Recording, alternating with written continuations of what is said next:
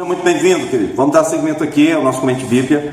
Estamos ainda em Gênesis 41, versículo 14 em diante, tá bom? José é trazido às pressas. José queria ter sido tirado do calabouço 2 anos atrás. Agora ele está com o coração cheio de alegria. E agora o pessoal está barbeando José, colocaram outra roupa, uma roupa, né? E agora ele está para se apresentar ao rei, tá certo? Aqui nós vemos um ponto em que muita gente fica insatisfeita, rancorosa e com raiva mesmo de Deus, com raiva. Por que o Senhor não faz? Eu preciso disso agora, eu quero agora. Bom, o tempo de Deus é o tempo de Deus, já disse. Deus nem usa relógio, eu também não uso porque dá alergia. Mas o tempo foi criado por Deus para reger a nossa vida, e Ele está acima disso. O tempo dele é outro, né? E não adianta a gente realmente querer tudo na nossa hora, porque não vai acontecer, simplesmente isso. Deus é que sabe o tempo certo e a forma certa de todas as coisas. Salmo 37, 23, onde fala que os passos de um homem piedoso são determinados pelo Senhor, né? Sabemos que o Senhor estava conduzindo a vida de José, um homem piedoso.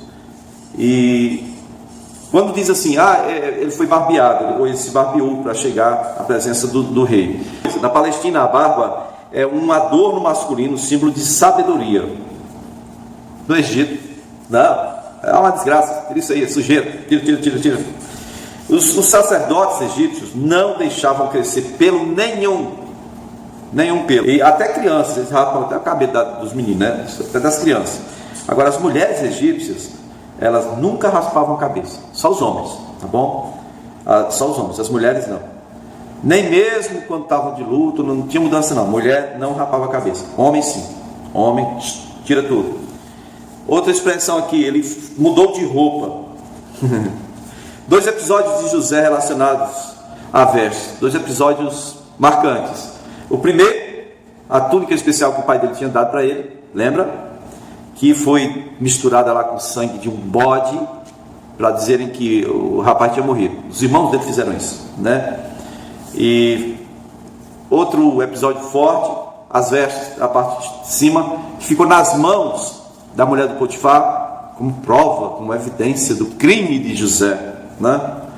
Tá certo? Em outro caso, é o terceiro agora, né? Para comparecer diante do rei. São 3 das 7 vestes, vamos colocar assim, umas 7 vestes que José teve, que são mencionadas aqui, certo? As 3 mais importantes, os momentos mais importantes foram estas 3, ok? Gênesis 41, do 15 ao 37, vamos dar seguimento ao versículo 15. Faraó teve um sonho. O poder de José agora seria colocado em prova, né? Colocado à prova, uma vez que todos os outros foram testados e falharam. Olha a responsabilidade do José diante de todos os sábios do Egito. Nenhum deles soube, nenhum. Agora José iria ser testado. Então, se você olhar o versículo 16, Faraó vai dizer no versículo 15 que teve um sonho e que ouviu falar que você, José, você quando ouve o sonho, você é capaz de interpretar. Versículo 16, olha o que José diz. José respondeu a Faraó: isso não depende de mim, mas de Deus, né? E Deus dará ao Faraó uma resposta favorável, ok? Bom, queridos, que o Senhor esteja abençoando a sua vida. É bom a gente sempre saber que quem serve a Deus tem que ser humilde. Deus, Ele dá graça aos humildes, Ele resiste aos soberbos. José aqui está dizendo, não depende de mim não, mas Deus vai te dar uma resposta, né? E nós vemos aqui inicialmente o seguinte: Deus sempre se manifestando na história, na vida de José. Deus aqui na história de José, Ele não é só um Deus que dá sonhos a José, mas é o Deus que também conduz José, tá certo? A realização desses tais sonhos, né? Uma coisa é sonhar e viver a vida sonhando, outra coisa é ter a realização dos sonhos.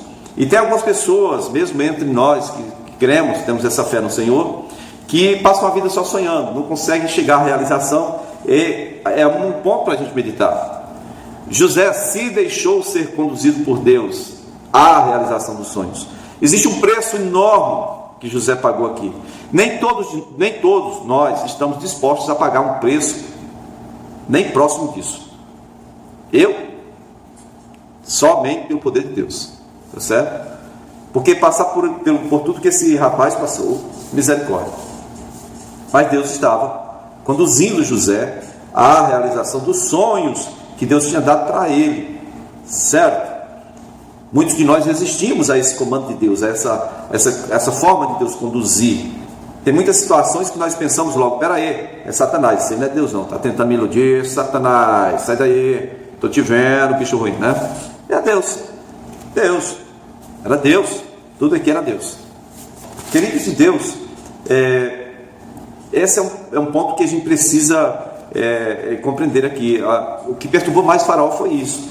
Não é o fato que a vaca não come carne, mas a vaca feia comia a vaca bonita e ainda ficava feia. Que é isso? Né? Isso foi perturbador. Da mesma forma a espiga, tá certo? Versículo 21 é onde está descrito isso que eu estou falando. Versículo 22, o José fala que os sonhos dizem a mesma coisa, né? Depois tive outro sonho, não, aqui é ainda Faraó.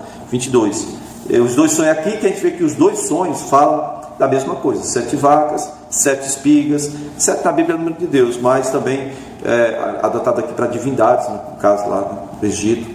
Isso aí. Deixa eu ver aqui alguma coisa que eu anotei. A expressão 7 espigas, versículo 24, 7 espigas secas, no hebraico secas quer dizer, não é seca de enxuta, é seca de vazia, né? Não tinha milho, era só o sabugo, vamos dizer assim. Só que tem outro sentido. Pode ser que seja só o sabugo, a haste, né?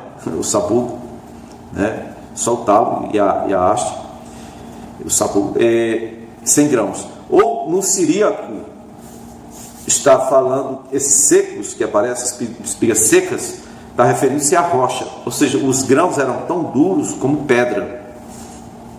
Bom, também cabe na referência aí.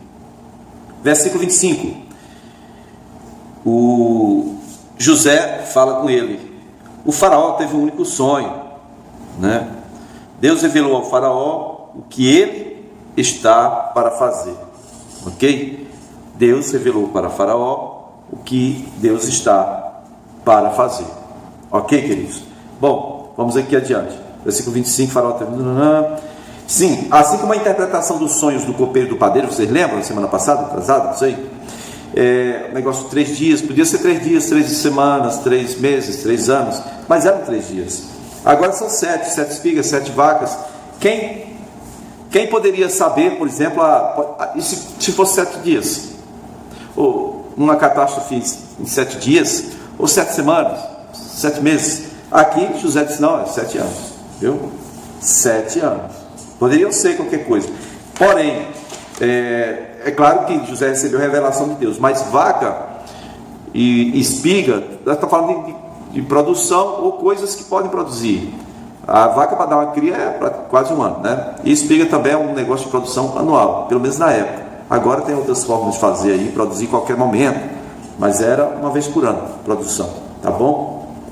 Então, 7 anos, 7 espigas, 7 anos, 7 vacas. José começa a dar a interpretação em Gênesis 41, versículo 26, onde está assim: as 7 vacas boas são 7 anos, e as 7 espigas boas também são 7 anos. Um único sonho. As 7 vacas magras e feias que surgiram depois das outras, e as 7 espigas mirradas, queimadas pelo vento leste, grave isso. O vento leste é o vento que vem da Arábia, viu? São também 7 anos. Serão 7 anos de fome, né? Versículo 27, 28 diz: é exatamente como eu disse a Faraó. Deus mostrou ao Faraó aquilo que ele vai fazer, né? É outra afirmativa, é aquilo que ele vai fazer. 7 anos de muita fartura estão para vir sobre toda a terra do Egito, mas depois virão 7 anos de fome. Olha o detalhe. Então todo o tempo de fartura será esquecido, pois a fome arruinará a terra. A fome que virá depois será tão rigorosa que o tempo de fartura não será mais lembrado, na terra, né? Aí versículo 32 ele dizia: o sonho veio a Faraó 2 vezes, porque a questão já foi decidida por Deus e Deus tem pressa em realizá-la. Ok? Esse é o texto e a interpretação do José. Comentários aqui, vamos lá. É bem provável que Deus tenha se comunicado com José diversas vezes através de sonhos. É bem provável que José não tenha tido só aqueles 2 sonhos. É provável que José contou aqueles 2 sonhos porque eram mais, assim, difíceis de compreender, né? E de resolução, de compreensão, de certa forma. Mas até agora, José está 9 anos como mordomo na casa do Potifar e agora nos últimos 4 anos, são 13 anos, na prisão, servindo, né, como coordenador carcerário, do cárcere, certo? Bom, quando o versículo 28 diz: mas Deus avisou, a expressão aqui é Deus manifestou.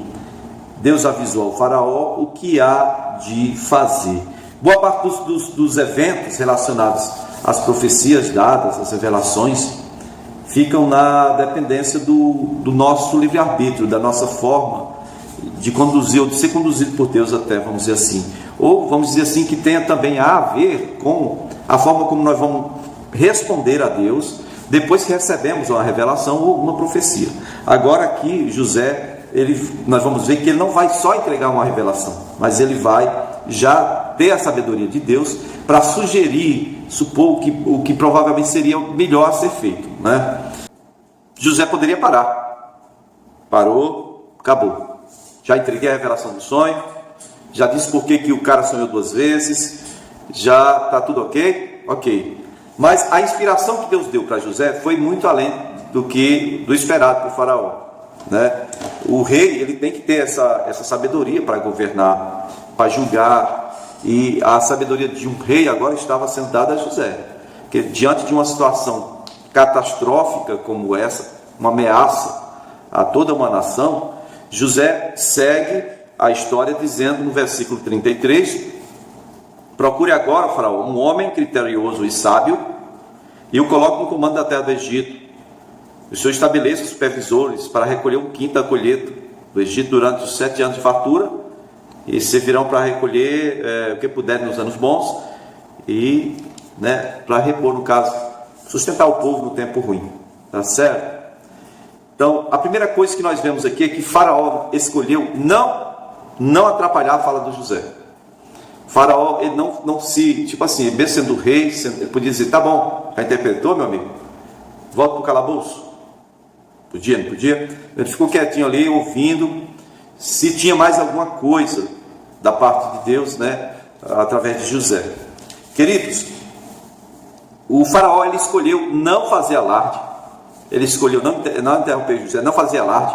Oh, mas peraí, agora? E ele escolheu não fazer divulgação dessa possível ameaça para o povo. Ele simplesmente continuou ouvindo José. Tá certo? Porque ele sabia que o que José tinha interpretado para o copeiro-chefe aconteceu do jeitinho que ele falou. Entendeu? Então vamos esperar ver o que esse homem tem a dizer. Então os 7 anos bons seriam excelentes, mas os 7 anos maus seriam tão ruins que ninguém, versículo 31, ninguém se lembraria mais do tempo bom. Tempo de fartura, né? Aquela história da vaca velha, a ruim comendo a boa e a espiga ruim comendo a espiga boa. Seria o mal, literalmente, o mal, a fome, a desgraça, a necessidade, comendo toda a fartura que foi produzida nos 7 primeiros anos. Deus não tinha só previsto o que ia acontecer e tal, mas Ele teve misericórdia e revelou isso no momento certo.